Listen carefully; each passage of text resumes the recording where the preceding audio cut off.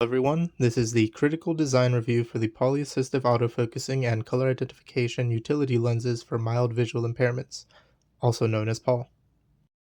Our team consists of Julie Gallagher studying electrical engineering, Renato Morales Jr. studying photonic science and engineering, Midhat Satonov studying photonic science and engineering, and Kayla Stanley studying computer engineering. The idea for P.A.U.L is to create a set of lenses that would assist visually impaired individuals with their various visual disabilities. And some key features that we want to include in order to help with that would be autofocusing, color identification for colorblind individuals, and an auditory response to assist with those features. When we were originally pursuing this project, we were considering all the different visual impairments that create obstacles for people who possess them. And to put that into perspective, there's nearly 2.2 billion people across the globe that have some form of near or farsightedness. And approximately 0.5% of women and 8.3% of all men have colorblindness to some degree. There are existing applications that can assist with these impairments, but the majority of them rely on volunteers, or they have some sort of prohibitive cost. Thus, the development of our assistive lens system comes from a desire to improve the quality of life for these visually impaired individuals. And while this initial prototype is going to be limited to focusing and color-based impairments, we do possess the potential to add additional features into future iterations that can cover a wider scope of disabilities. So before we dive into our goals, our objectives, our testing, everything, we wanted to give an idea of what exactly the project is going to look like and the final product. And you saw an image of that in our title slide, but this kind of gives a better schematic of it. So in the top left, we can see that the frames of the glasses are going to contain a set of lenses, primary and secondary, that are going to be moved by a motor, and that information is going to be processed using an infrared sensor, a time of flight sensor, that is going to tell those secondary lenses how far they need to adjust in order to determine their optical power.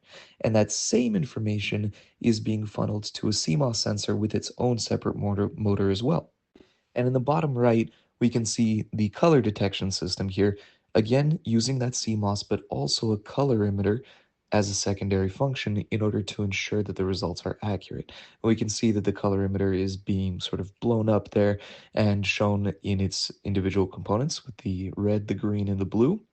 And we're demonstrating the fact that the object, its colors are being reflected onto both our CMOS sensor and also the physical color emitter, and then that information is being interpreted by the PCB, and specifically the Raspberry Pi.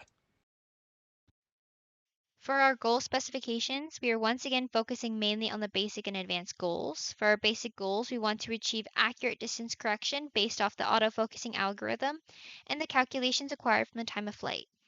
We also want it to be able to identify correctly when the lenses are in focus, and we want it to be able to identify at least 3 colors and have a fully functioning auditory speaker system. Moving towards more specific specifications, we want to achieve at least a negative 2.5 diopter to positive 1.5 diopter optical power adjustment within 5 seconds and have color identification accuracy above 80%. If we have additional time, we would like to make our system more compact, as well as adding more convenient features such as color, text-to-speech, and more object identification systems to help people maneuver the environment better. We have our objectives split into 3 categories. Our main focus is what is listed in the basic and advanced goals. In the basic category, we are working on the foundational features of our autofocusing and color detection glasses.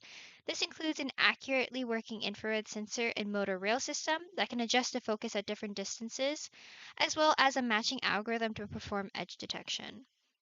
It also includes a color detection software and an accuracy check with photodiodes and an auditory response. Our advanced goals are focused mainly on improving accuracy and efficiency within the system, and the stretch goals will be more advanced features that will be added if we have the time. Let's begin with the comparison and selection of hardware. For our autofocusing system, we'll require a time-of-flight sensor that will give us a starting value for the focusing distance.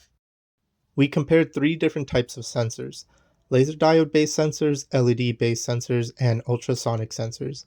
We considered several options across these types of sensors. While the laser diode options certainly had the greatest measurement range and accuracy, they were significantly more expensive than all other options. Moving on to the LED options, these were much more affordable but only functional at shorter ranges. Lastly, the ultrasonic options were definitely the most affordable and capable of measuring up to approximately 4.5 meters, which is more than enough to acquire a starting distance. Luckily, a member of our group had already purchased an ultrasonic sensor for a previous project, so we decided to go with the HCSR04. For our autofocusing system, we will have a variable optical power that ranges from negative 1.5 diopters up to 2.5 diopters. To accomplish the variable focal length and thus the variable optical power, we'll be putting the lens maker's equation into practice. Through the use of at least two lenses, we can estimate the effective focal length by imagining the system as a single very thick lens with a variable thickness. Taking into consideration various lens shapes and their interactions with light, we determined that we'll require one converging lens and one diverging lens. By using a positive lens with a negative lens, we can maintain an image with a positive orientation while minimizing the distance between the lenses. While looking at our lens options, we considered the availability provided by United Scientific, ISCO, and Edmund Optics. We need lenses with diameters that range from 25 to 50 millimeters and focal lengths that range from 50 to 200 millimeters. Ultimately, we chose to move forward with ISCO lenses because they had all these options available at the lowest prices. Our CMOS sensor will also require a pair of lenses. Currently, we plan to use the same pair of lenses as the ones aligned with the eyes, but depending on how testing goes, we may require smaller lenses, in which case we'd have to order those from Edmund Optics. Motor comparison. For our design, we consider various factors with particular focus on the motor's torque, as it needed to provide sufficient force for the linear motion of the lenses. We also accounted for size and weight of the motor, as the placement within the design was crucial, and to ensure comfort to the user during extended use. Comparison table. We initially explored stepper motors, especially the NEMA 17 and NEMA 8 models, which offer similar capabilities between them except for size, torque, and a couple other parameters. They are very commonly used for linear motion, which was what we were looking for. But the size and weight were still larger than what we desired. We also researched servo motors, first being the MG90S, as it offers small dimension, but its compact size provided inadequate support for our lead screw mechanism. That led us to consider the MG996R servo motor, as it still offered lighter weight than the NEMAs. Therefore, for our design, we're choosing the MG996R servo motor, as shown in the picture. Power supply comparison. For the power supply, we carefully evaluated the required current and voltage of each component. Most of our peripherals operate at 5 volts, while the rest at 3.3 volts. After calculating the necessary current for each component, running 2 hours continuously, we determined that a total power requirement of 21.4 watts was needed to meet our design specifications. Battery comparison table. To select the most suitable battery for our design, we compared 4 different types, as shown in the table. After considering factors such as lifespan, safety, and voltage stability, we opted for a lithium-ion battery due to its longer life cycle and reliable performance. We chose a rechargeable 12-volt lithium-ion battery with a capacity of 6,000 milliamps per hour to meet the power demands of our system. In terms of selecting the proper logic device for a project, I was focused mainly on processing power, camera interface, number of I/O ports, memory size, and power consumption. For a more broad category comparison, I first looked into MCUs versus FPGAs. The biggest difference and deciding factor between the two is the ease of coding and development time, and the ability to add on extra peripherals. FPGAs do not utilize high level programming languages and are not as modifiable as MCUs. While our project did require fairly large processing power, it wasn't necessary to use an FPGA. And moving on, I looked at quite a few MCUs, most of them being more budget friendly and compact, and in the end, the biggest deciding factor is processing power. Just about all the MCU's research were crossed off due to them not being able to handle image processing or not having some sort of camera interface. The only boards we're really left with were the Raspberry Pi 4 and 5, and we decided to go with a 4 to fit more within the budget. One half of the color detection system required processing live feed from a video camera, and we also needed to use that same video camera in order to determine the focusing power required for our primary lens system, and so we had to figure out what kind of camera we needed. The first consideration that we needed to take into account was whether or not we wanted to go with a CMOS or a CCD camera. So CMOS, or complementary metal oxide semiconductors, have smaller power consumption, faster processing, are more greatly miniaturized, and have a lower signal-to-noise ratio. Whereas CCDs are in general more expensive, but boast higher image quality. For the actual camera considerations, we wanted our camera to be as similar to the human eye as possible. And that included having a high resolution, having an image format that is similar to the size of images that the eye sees, a field of view that is as similar to the human eye as possible, and also a comparatively similar focal length. Thus, after we considered all of these factors, we first decided that we were going to pursue a CMOS camera. And that specifically is just going to be because of price considerations, miniaturization, and also because they're generally more common these days. And after considering several options, we actually decided to go with the cheapest and in some ways worst option, the camera module version 2 for our Raspberry Pi. And the reason why we decided to go with that is specifically because it does not have any built-in autofocus features that we would have to edit out in our programming. Since we want to be the ones deciding what the autofocus is going to be, that is going to be the most important factor in our decision. Also, it does have a very similar field of view to the human eye. Now, our color detection system is twofold, and it requires a color meter on top of the CMOS camera. There were essentially two choices that we could go with for our color meter, the TCS 3200 and then the TCS 34725FN. Now, the difference between these two is very minimal, but in general, the TCS 3200 is less compact but has higher accuracy, whereas the other option has a shorter range and a smaller light collection area. Because our desired parameters include as high of color accuracy detection as possible, we decided that the best choice would be the TCS 3200. We needed to determine how we were going to communicate the information being collected by our system, and in order to do this, we settled on the idea of delivering it through audio. But the question then arose whether or not we wanted to pursue Bluetooth or auxiliary connections in delivering this. Now, after doing some research, we found that while auxiliary connections tended to have better sound quality, the main drawback was their wiring. In our system, which already has many components surrounding the user's face, we wanted to limit this as much as possible to increase the comfortability of the user. Therefore, we chose to go with a Bluetooth system. Next, we'll move on to the comparison and selection of software. We'll start with programming languages. I looked through and compared some of the more popular programming languages such as Python, C++, Java, C, and even assembly language. I ended up selecting Python due to its vast preset libraries that deal with image processing and color libraries like OpenCV. It's fast and easy to code, and although it's got limited hardware access and lacks real-time processing, its resources make it a very convenient and appropriate choice for our project. Next, moving on to IDEs, this was more of a preference selection.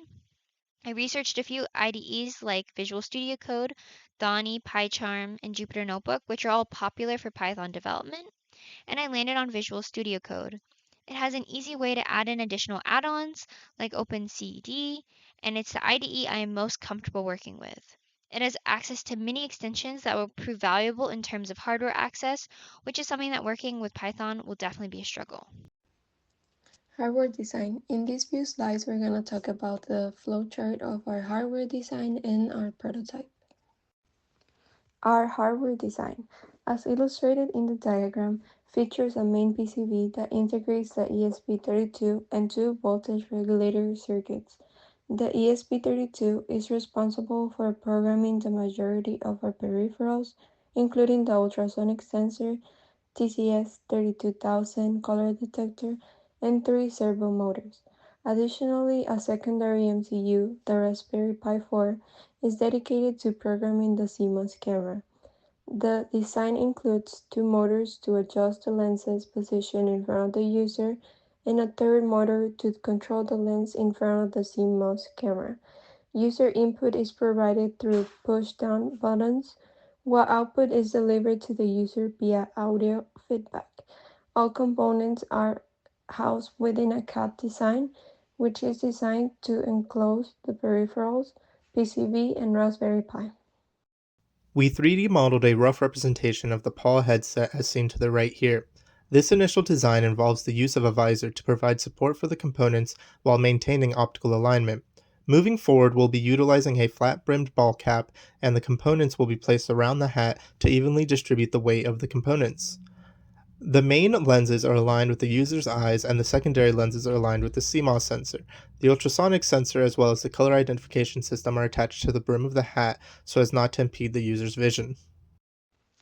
PCB design. In the next few slides, I'm going to talk about the PCB layout of our three boards. The first is the main PCB, which houses the MCU and provides connections to all peripherals. This board includes a USB Type-A to UART bridge for programming the ESP and an AMS 117 3.3 volt regulator to power the ESP32 and other components. The second board is dedicated to 5-volt power regulation utilizing the LM2596. This motherboard accepts a 12-volt input via a jack connector located at the bottom left corner and converts it to stable 5-volt output. It will connect to the main PCB through a 4-pin header. The last board is the color detector board, featuring the TCS32000 positioned centrally on the board. It will be surrounded by a closed border and lens system designed to direct the light to the sensor, ensuring more accurate color detection results. Next, we're going to look at software design. Firstly, here's the software flowchart. This first one is focused on the autofocusing system. Once the button is pressed, the edge detection algorithm is run repeatedly until either focus is achieved and audibly spoken, or if there is an issue, the program needs to run again. Similarly, on this next slide, we are focused on the color detection. It is started with the push of the button, and once the CMOS sensor takes a picture, the color analyzing algorithm is run repeatedly until it identifies a color that matches the results of the photodiode system, and then an auditory response is given, or the system receives an error and says try again. This next slide is focused on the use case diagram. This diagram is used to highlight how the system interacts with our internal and external parts. Our system has three main actors, which are the user, Raspberry Pi, and lens system. Everything inside the box represents the overall system, and it's basically the two different systems I just explained with the autofocusing and the color detection that I shown with the two flowcharts with the arrow showing the direct correlation. And lastly, on the next slide is the class diagram. This is used to show the structure of a program by breaking down the classes. We have 8 main classes. The main controller focuses on activating the autofocusing and color detection systems and then outputting the auditory response. The camera sensor and ultrasonic sensor classes just deal with gathering and outputting the data taken from these two devices. The edge detection and color detection algorithm classes also just deal with activating and running the two algorithms and outing the responses. And the motor control, color sensor system, and audio feedback are all response classes that make adjustments to the system based off the results of the two algorithms above. Now we'll examine the prototyping and testing that we've performed. To begin with, let's look into our software testing. Now to begin with, we wanted to ensure that our camera module was working correctly. And so we connected the camera module version 2 to the Raspberry Pi via its camera port, and then we enabled camera functionality on the Raspberry Pi using that following command. Now, when we tested the camera, we found that its quality was very decent, and additionally it came with low latency while we were recording it, meaning that it would be suitable for our purposes. For the testing of the ultrasonic sensor, since I utilized this in junior design, I just used the same code and same setup that we had there to test for the accuracy of the distance measurement. We used a MSP board and just a breadboard to power and connect the LED display. In terms of the ultrasonic sensor, it's not the most accurate form of measurement, but it should be good enough for what we need for our project. It works as accurately to about a couple of meters and as close to as about 1 millimeter.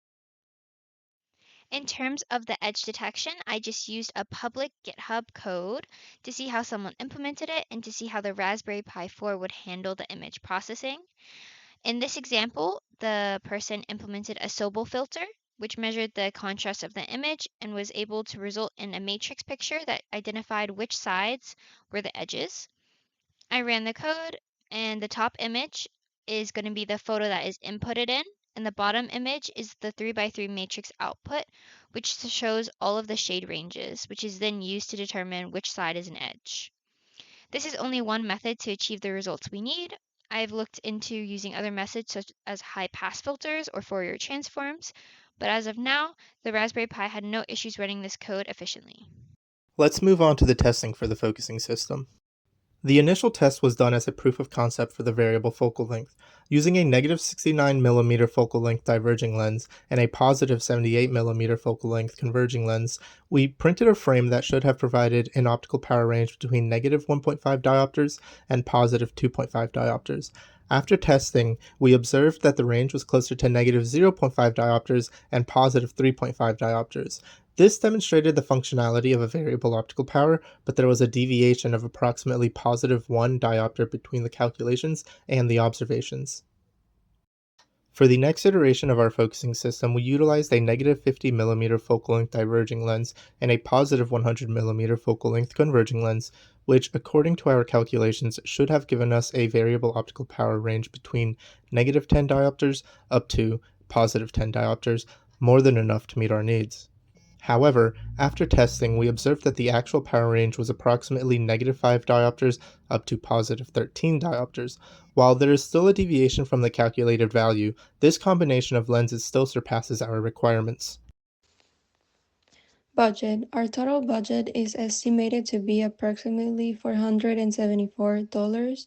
The following table provides a detailed breakdown of the cost of all components required for our design. The majority of the budget is allocated to the MCU, PCB, and lenses. Work distribution. Our work distribution has been organized into 4 primary categories as outlined in the table. The development of the autofocusing feature, especially the adjustment of the lenses, is assigned to Genaro. Midhat is responsible for setting up the color detection system to ensure accurate results. Kayla is handling the software design, while I am assigned to the PCB design. However, we are collaborating closely to ensure the workload is distributed evenly. Now for the progress and plan. The first week was utilized to regroup, discuss any component changes, and begin purchases of any remaining components. Weeks 2 to 3 were utilized to complete the PCB design and test components, as well as ordering any replacement components. Weeks 4 to 6 are where we are now. Aside from the critical design review, we are designing the housing as well as any structure that needs to be 3D printed. We'll also be assembling the autofocusing system. Weeks 6 to 9, we will be assembling the color identification system and combining the different systems to assemble the full prototype by the midterm demo. Weeks 11 through 12, we'll be finalizing the prototype and ensuring it runs smoothly. Week 13, we will have submitted the showcase video, and week 14, we will have our final demo as well as the senior design showcase. Finally, in week 15, the final report will be completed. Thank you for watching our critical design review. Team P.A.U.L appreciates your attention.